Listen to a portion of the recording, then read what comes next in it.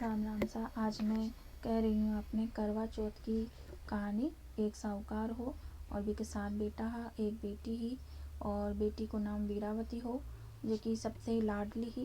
तो वीरावती अपने पियर आयडी ही और अपनी भाभिया के साथ करवा चौथ को व्रत करो और शाम हुई और वीरावती पूछो भाभी चांद का दुख सी। तो भाई सुन लियो। तो भाई भी कष्ट ने देख नहीं पाया और एक भाई दियो लियो, एक भाई चांदनी ली और डूंगर का माथा पर जा चांदनी के पीछे से दिया ने दिखा और बहन ने बोला कि बहन चांद उग्यो।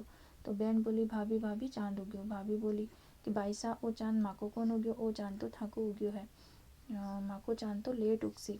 तो बहन भी ने चांद ने अर्घ धीर और जानी रोटी परोसी खाना खावा बैठी। तो पहलो गाशो लियो तो भी ने छींक आएगी, दूसरो गाशो लियो तो भी में बाढ़ आ गयो और तीसरो गाशो लियो तो ससुराल से बुलावा आ गयो। तो माँ जब ससुराल से बुलावा आ गयो तो माँ भी के लिए कपड़ा लेवा गई। पेटी खोली तो सबसे पहले नीला कलर की साड़ी निकली, फिर और ढूंढी, दूसरी बार तो सफ़ेद कलर की निकली, तीसरी बार ढूंढी तो काला कलर की निकली।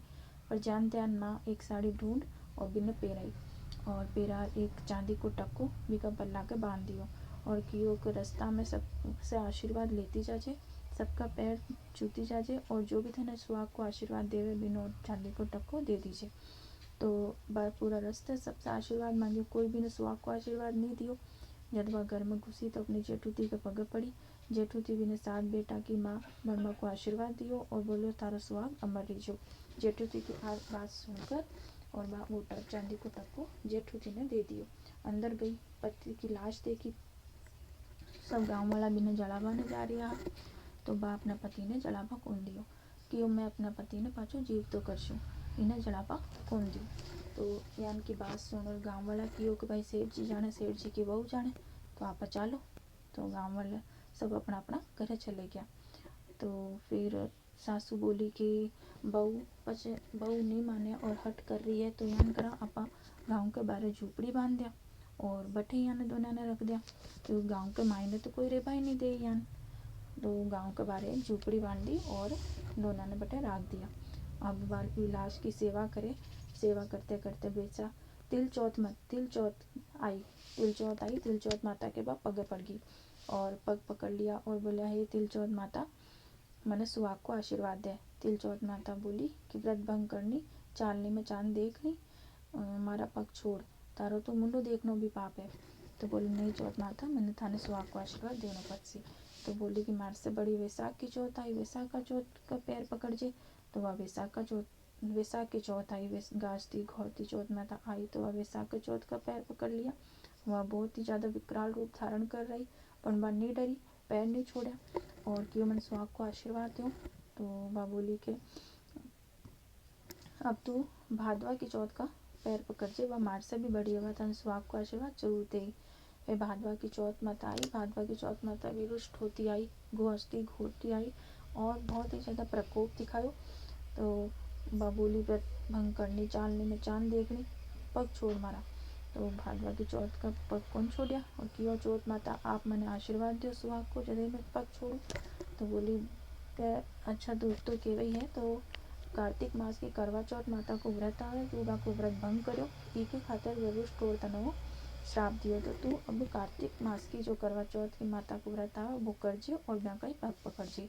कार्तिक मास की करवा चौथ माता को व्रत आयो, मैं 3 बजे उठ नहाई धोई व्रत रखियो माता को और फिर शाम का माता करवा चौथ माता आई तो ब्याह का पग पकड़ लिया और अपनी पश्चाताप करो, खूब पश्चाताप करो और आंसुओं से पग धोया।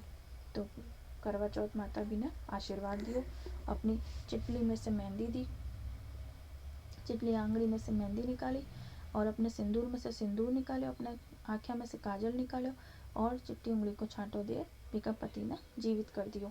पति जीवित होते ही क्यों कहे बहुत लंबी नींद आई। तो जब वह बोली कि काकी लंबी नींद आई, यान की नींद तो बैरी दुश्मनी ने भी नहीं आजो। तो वो तो चौथ माता था ने वापस जीवन दान दियो है। दोनों धनी लुगाई चौथ माता के पग पड़िया और कियो में जीवन भर आपको अखंड व्रत कहना और यदि भी चौथ को व्रत कहना तो पूरा ध्यान रखा कि वो खंडित नहीं हो पाए। तो यान करके और फिर चौथ माता चले गया और बाद में दोनों लुगाई चौपड़ पासा खेलवा ला गया।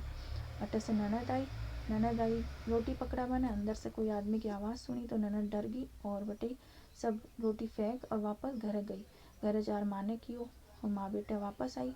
माँ अंदर आई देखे तो बेटा ने जिंदो देखो और बेटा ने देखते ही माँ प्रसन्न होगी।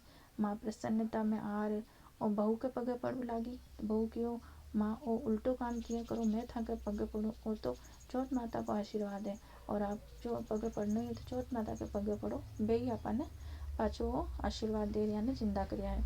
तो माँ पूरा गाँव में हेलो फिराई दियो कि जो कोई चौथ माता को व्रत कह रही जागो अमर सुहाग रही और बाका बेटा पोता ने भी बढ़िया जीवन मिली। तो आ बात सारे गांव में फैल गई और सब गांव वाला आया, बधावा गाया, सामे लिया। जिसो भी ने सुहाग दीजो सबने दीजो, कहता ने सुनता ने करा करता ने सारा परिवार ने दीजो साय। नमस्कार।